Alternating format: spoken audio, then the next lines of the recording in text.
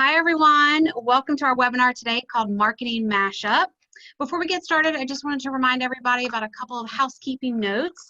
To reduce the sound of background noise, everyone has been muted. This webinar will be recorded and will be posted on our website later today or tomorrow. After our presentation, feel free to ask questions. You can do that by raising your hand or unmuting yourself or using the chat feature. So feel free to use either of those towards the end of the presentation. Now I'm going to go ahead and we're going to get started. I'm going to kick it over to Courtney, who's going to introduce our speaker. Awesome. Thank you all so much for being here. We're excited about this one. Our speaker today is one of our favorite people in the whole world, and you're going to learn a lot from him. This is Andy Van Hook. He is not a stranger to most of you. He's the founder of Appeal Production and is the imaginative producer, which means lots of interesting things. So I hope you're following them on Facebook and Instagram. They're a lot of fun. So we are appreciative of Andy being here today. He's going to have some great tips for you. So I'm going to kick it over to Andy. Thanks, Courtney. Your introduction was way too kind, and I'm really flattered and thankful to be here. So thanks for having me. Well, welcome, everyone. Glad you're here. I'm going to talk about some marketing things today. Bit of a marketing mashup. Hopefully there's some theme throughout the whole thing, and it's just not just a hodgepodge, but if it winds up being a hodgepodge, that's okay too. If you have questions, feel free to throw them in the chat box, and I'll try to address them as we go along. Or if you want to hold them till the end, I will make sure that I leave time for that at the end. Okay? All right. I'm going to hop over and share my screen real quick. So give me, can I share my screen, ladies?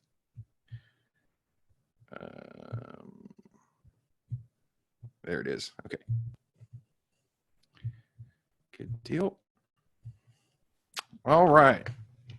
So marketing mashup. Again, thank you all for being here. Really want to talk through three key points, or kind of the goal that I want to get across today. The first one is ideal customers. I really want to go through and talk to you guys about why ideal customers are important, especially in a world where COVID has been an issue over the last 10 weeks or more, and will probably continue to be for a period of time. So how do we identify those ideal customers? We're going to talk about why relationships matter, and especially, again, continuing on with the COVID world theme on that. And then we're going to have some quick wins, some easy things that you can do that can help to tie into the ideal customers and where those relationships matter. So first off, let's kick on to ideal customers. So the first couple of things are going to be things I'd like you to stop doing. One is stop trying to chase every deal. It's really important to do that, because chasing every deal tends to lead to profit loss on contracts. It leads to employee frustration, and it also leads to time wasted on the wrong prospect. So in identifying the ideal customer, you'll narrow that gap of profitability and employee satisfaction and time wasted, because you'll know who that ideal customer is. Stop trying to be all things to all people. Being all things to all people tends to be a losing strategy. How many of you have ever been to a restaurant where they have a 10-page menu? My guess is most everyone. You probably haven't been in at least 3 or 4 weeks, or a few months anyway. But we've all been, right? And there's a few problems with that, because first, it's pretty frustrating for you as the customer, because you go into a place and you're like, okay, I want something. And then you have to figure out what you want. They haven't done the work for you to narrow down what the options are at that establishment. So your customers, that restaurant's customers, don't know them for anything specific. If they're just a general American restaurant, you can name a handful of them, and you can pick random items that they may have on the menu that may not even make sense. So another reason that it causes a problem is that your ability to serve them to serve them exceptionally diminishes, because you're trying to figure out how to be all of these things for that ideal customer. In the restaurant scenario, You got to have people who possibly know how to cook fish really well versus a hamburger really well versus hopefully not a hamburger really well, because that tends to dry them out. Yes, all puns are intended. But you get my point, is that you will have to have people who do all those things. And on top of that, you'll have to have inventory in case the random time someone wants grilled salmon at your Irish pub. It's just difficult. It increases costs and it increases frustration internally and externally. So this also translates to service industry. So stop trying to be all things to all people. Really, in the next slide, we're going to talk about some questions you can ask your ideal customer to help narrow down the things that you do and the things that you can do well, that you can promote, and that you can get known for. And the next one is go deeper than target market. Target market is something that I've thrown around a lot. I'm sure that everybody has heard. You got to know who your target market is, identify your target market. It is important. I'm a firm believer in knowing your target market. In this time, it's really important to go deeper than just a target market of, oh, well, anybody who's 18 to 80 can use our product. And if they have over a $75,000 household income and 2.3 kids and own their own home, those are good things to know. You need to drill down deeper. And you must identify your ideal client. You know, the people who you are best suited to serve, who value what you do, and who are profitable for your business. So it's more than the target market, it's your ideal client. So that's who we want to talk about, that ideal customer. So clicking on to the next slide. So in that ideal customer, to start to identify them, we want you to ask 5 questions. And these are from my friend Patrick McFadden, who's with Indispensable Marketing. And I find these are great questions and they work really well. So how do you identify these ideal customers? So here are the questions. First, why did you decide to hire us or buy from us initially? Number 2, what's the one thing we should never stop doing?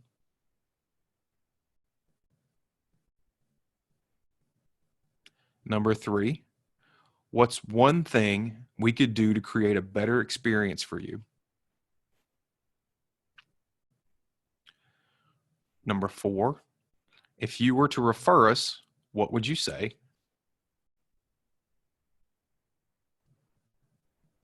And number 5, what would you Google to find a product/service like ours? Asking those questions will help you to understand who that ideal customer is, what they're looking for, and really helps to clarify what your marketing message is. Starts to hone in on what it is that they're looking for. That's what what they would Google. Finding out why they would refer you, and what you could do to create a better experience. All those things are starting to listen and relate and build that relationship with that customer.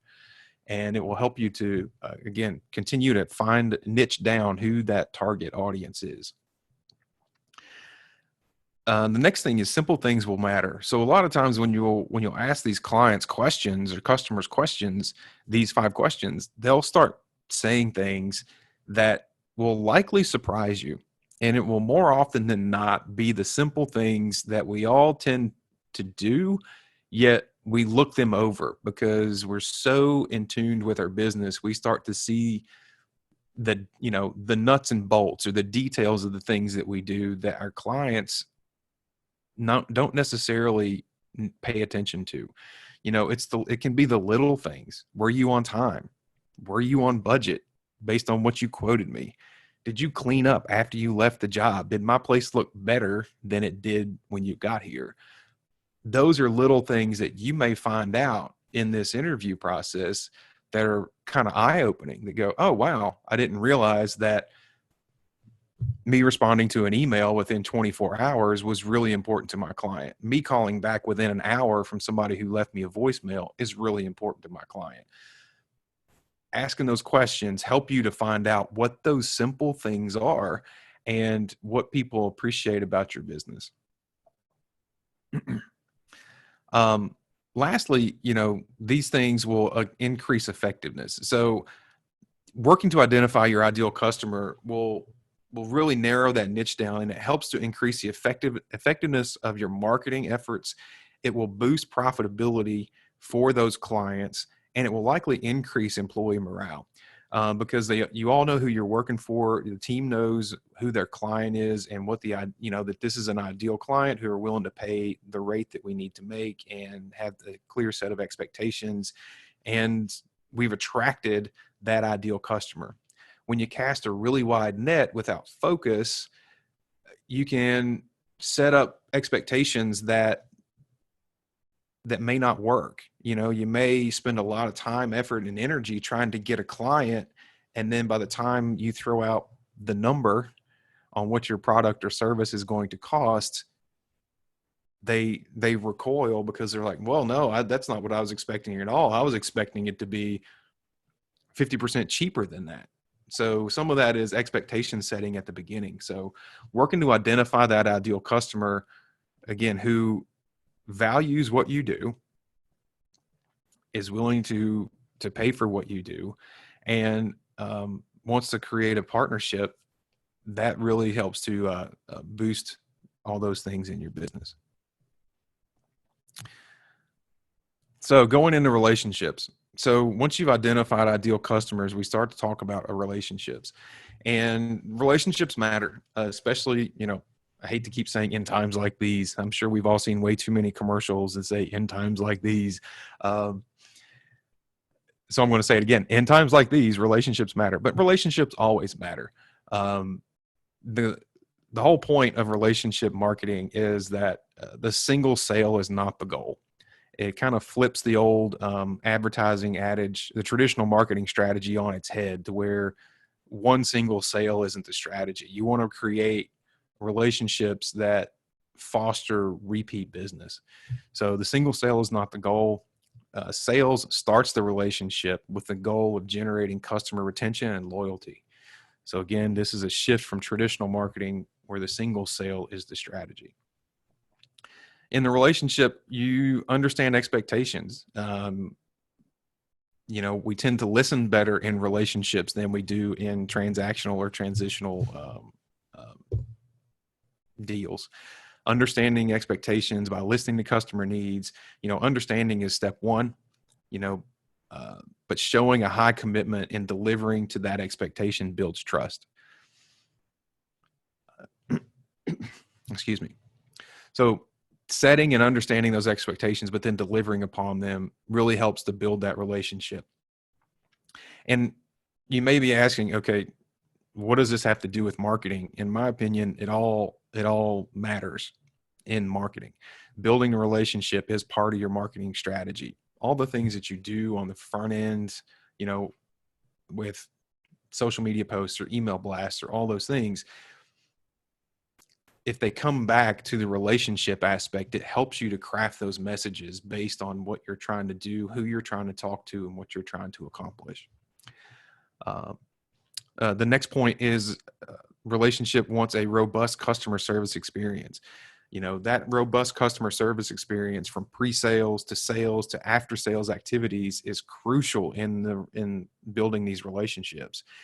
If I, Andy, make promises that my team at Appeal doesn't live up to, this starts to fracture the relationship with my customer, because there's a disconnect there. So we have to build a robust customer service experience in our businesses to help cement the relationship with our business partners and our customers. It also cements our marketing, that the promise that we put out there in our marketing message is the actual deliverable that we give to our clients. The next thing in relationship, in the relationships aspect, is we want to focus on delivering value. Delivering value means listening to your customer's needs and bringing that to the customer instead of highlighting random features of your product. We're all guilty. of featuring random features of our product. However, is that what our customer wants? Is that what our customer needs? Maybe they're traveling and they want to be at their destination on time. You know, does it matter that you have more seating capacity? I don't know. It depends on your customer. Asking those questions we talked about in the ideal customers piece really helps you to develop and understand where you can deliver the most value for those relationships that you're building with that ideal customer. You know, also in relationship marketing, customers become the center of not only your marketing, but of your business. So it's not your product, not your service, not other offerings. It's, in short, it's not about you. It's about fulfilling your customers' needs and how your product or service meets their needs where they're at. So it's a bit of a mind shift and a business shift to really put the customer as the center versus your product. And then profit comes from a profit from a relationship equals success. And what I mean by that is it doesn't come from profit doesn't come from a single sale or looking at this project or was profitable by X amount of dollars. The profit comes from the continuous relationship with your customer. So that was the measure of success. So it's the longevity and that relationship that you build over time, not just the one job after project that that you're looking at from the profitability standpoint. All right, let's move on. We're going to talk about some quick wins. Let's give you some easy takeaways that you can that you could do today that are simple, that should be, hopefully they're already implemented. If they're not, that's okay. There's this opportunity to go tweak those. So some quick wins. First is voicemail. Have you ever done a check on your voicemail on your cell phone? How about your office phone? How about your employees or your teammates' phones? What does their voicemail sound like? If people sound like Eeyore from Winnie the Pooh, oh, woe is me, or worse, don't have a voicemail set up, that's going to be a big marketing faux pas. It's an opportunity to really, again, build that relationship with your ideal customer. You've done the work to start to figure out who your ideal customer is. You're really wanting to build that relationship. If I answer the phone, hey, this is Andy. How does that make you feel? If I've got a smile, something as simple as a smile when you record a voicemail message goes a long way. Hey, this is Andy. How you doing today? Leave a message after the tone. It makes a subtle impact. So it's something you can do that's easy. And check it on everybody on your team, because it's important that everybody has it set up and has that continuing message across the board. Email signature. If you don't have an email signature with how you want people to communicate you've missed another opportunity. Don't make your customers or prospects have to search for how to contact you or how to research your company.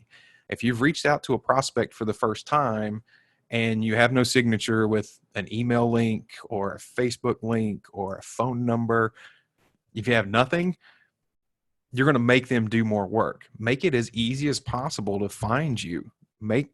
Put it right there in front of them so they can click on that link. I know it sounds simple, but it's unbelievable. I'm sure how many email messages we all get that don't have that simple amount of information in there. Another one is ask for reviews. If you don't do this on a regular basis, I highly suggest doing it. If whether you put a lot of effort into your Google reviews or Facebook reviews or Yelp reviews, I think it depends on your business, or even LinkedIn reviews, depends on your business and who your audience is and who that ideal customer is. Send your success stories to those places to do those reviews for you. Most customers won't instinctively do this. I'm guilty of not doing this for good experiences that I've had. So ask. I know it sounds simple and somewhat counterintuitive because you want them to do it on their own on their own goodwill. I think most people have good intentions of doing it, but they're busy. So if you ask them to do it, give them the link directly where you want them to go and give you that review, it takes the burden off of them, makes it easy for them, and it gives you the opportunity again to communicate with them and encourage them to write 5-star review. And if they can't write a 5-star review, set up a time to where you can find out what you can do to make it a 5-star review. Either not, if it's not this time, the next time you do work with that person, or the next time they buy from you. Some more quick wins. Send a thank you. This is kind of, again, simple things that our mothers told us we needed to do. It could be a handwritten note. It could be a little gift. It could be a short video from your cell phone. Just a little thank you goes a long way in letting your customers and clients know that you appreciate them shortly after the transaction. Follow up with people. A few weeks after the transaction, schedule a 10-minute follow-up call to get honest feedback about the experience. Tell them you're looking for ways to improve and that any info is helpful for you to improve your business. This goes a long way to really helping to continue that relationship, but also it gives your customer the opportunity to give you feedback, and you want to encourage them to be honest, that you're doing it for improvement's sake. So you can get some good feedback on, hey, you know what, this went really well. This went really well. This part I didn't really like so much. Okay, well, and then you can ask deeper questions on what you can do to fix that issue so it doesn't happen again. And often that will lead to another opportunity for you to talk about another project, another sale, or another product that you have to offer. And then consistency. This is one thing that I find often with people in their marketing messages, is that consistency tends to fall by the wayside. And I know we're all busy and we have a lot of things to do, but going back to building relationships with that ideal customer, you got to think of it like a courtship, that you're always, trying to court the person, your ideal customer. It is a marriage, but when marriages fail, why do they fail? Because people forgotten to pay attention to the important things in the relationship. They're not consistent. They're not communicating. They're forgetting, special days. How can we be consistent with our customers and our clients to make sure that we're communicating with them on a regular basis, that they know that we're still here, that they know that they're important to us? So consistent marketing and messaging is really, really key, because relationships aren't built from a single interaction. A 1-month campaign or a one-time message will not build a long-term relationship. So next, we're kind of rolling in to the last couple of slides here, and then I want to open it up and have more of a conversation, talk time with all of you that are here. Action items. So, and these are in order that I think you ought to do them. First, check off those quick wins that we just went over. Those are easy. They will help you build little successes. So when you take the next step towards larger goals, you've got those behind you. You've got some wins in your back pocket.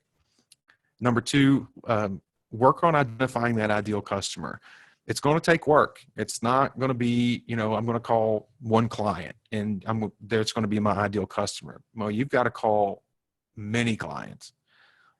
Every time you get a new customer, talk to them, ask them those 5 questions, and I'll supply those 5 questions later on.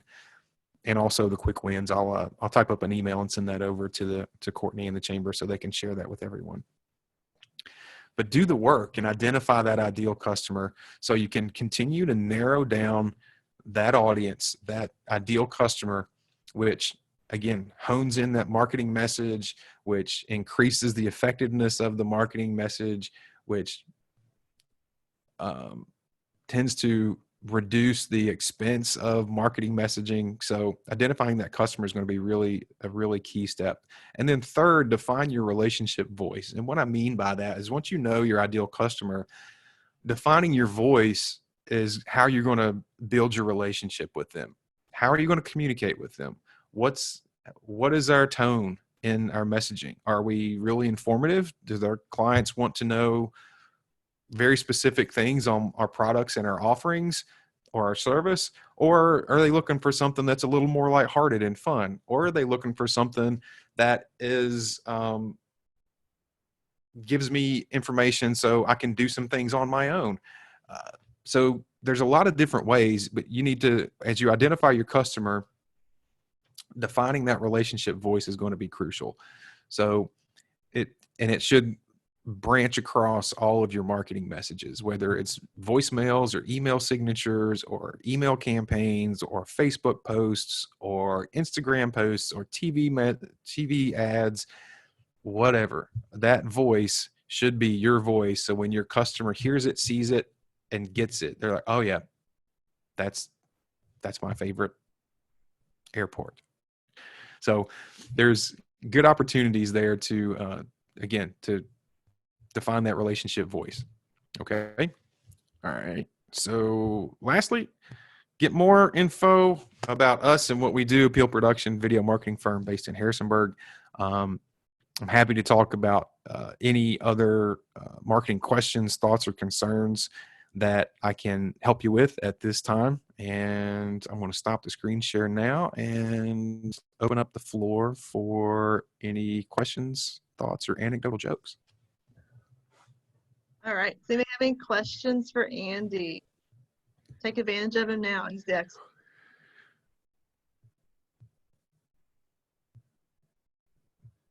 I think I would have one, especially because we've kind of been in crisis mode, and now we feel like we're shifting out of crisis mode into recovery, reopening, replanning.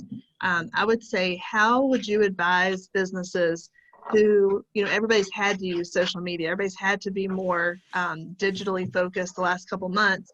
How would you advise them on finding what worked really well, and then starting to kind of bring back in maybe their former marketing focuses to make those things work together really well? Yeah, I think it goes back to if they worked, that would mean that there have been transactions that have happened. Right? Is that they've had some sort of interaction with a potential customer, whether they've spent money or not, or whether they've reached out in some form or fashion. I would circle back and ask, okay, what worked about that? Why did that help you in that space and where we were? What was it about it? And as we talked about earlier, they may identify things that you didn't really feel like were that big of a deal, but they can help you define that aspect. Well, your tone was really, really, was really helpful to me, and it wasn't overly salesy or something. Something as simple as that can go, oh, okay, well, my ideal customers don't want me to hit them over the top with sales. Okay, great. So that can help you kind of identify that. But I would ask, I think that's the easiest. It's hard, because we don't want to overstep. Most people I find, if you only ask them for a short amount of time, will give it to you. If you try to set up an hour-long conversation, it becomes I'm going to put it off. Ask for 2 minutes, or ask 2 questions in an email or a text message or a 5-minute phone call, and ask those questions, and they'll give you that time. I know one thing we've been hearing too is people concerned about coming across as salesy. I think you used that word. Even though obviously we all still need to be making revenue from what we do. And I think it's been interesting to watch some of the ones either completely not post anything, or go over the top. So what do you feel like are some good ways to kind of, be in the middle there, like, hey, we do still need to make revenue as our business, without coming across as pushy or salesy, or people thinking, why do they think I have money to spend right now? What's a good way to kind of meet in the middle there, I guess? No, that's a great question. And, one of the things that we've advised some clients to do is, if there's a product that they want to push, try to think about it from their customer's perspective. And, if you sell a high dollar product, if you were to sell, let's say, like an HVA system, right? As a business, you probably want to sell some of those, right? but are your customers really in the market to buy an HVAC system unless they absolutely have to, especially in a time where they may have lost their job or may be furloughed or may be worried about that. So you have to find those opportunities to say, okay, well, my customers could be facing this hardship right now. Maybe I can offer a HVAC system checkup for $50.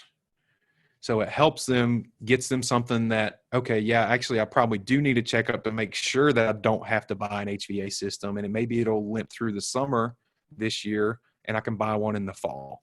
So finding that kind of, it's really flipping it around and figuring out what your customer needs and where they are in that space. So I think that's the biggest thing, is kind of understanding, okay, I have an expensive product. My customers may be dealing with X problem. What can I offer them that they may be willing to purchase, that may not necessarily be my top end offering, but it's something that we can get the relationship moving forward with. Good advice. Anybody else have anything? I don't see anything in the chat. Anybody have a burning question before we wrap it up? Man, Awesome. I must have stunned them into silence or You bored do a them to good job. sleep. I'm So not sure which it thank you so much, is. Andy, for being here. We appreciate all of your wisdom and knowledge. Again, if you guys aren't following Appeal Production on Facebook or Instagram, their different social channels, follow them. Andy's been doing some really good tips and videos and kind of some fun behind the scenes. So definitely check that out. Again, this webinar is recorded. It will be posted on our website later. You can find all of our weekly webinars recorded there under Business Resources. We will continue doing these weekly webinars. We have found that they've been a really good way to engage and put out some beneficial and timely resources and information. So if there's anything you guys specifically want to hear about, let us know, because we are working on the topics for the next several. So we appreciate everybody being here. We appreciate Andy and your time. You guys have a great afternoon and a great rest of the week, and enjoy your Memorial Day weekend.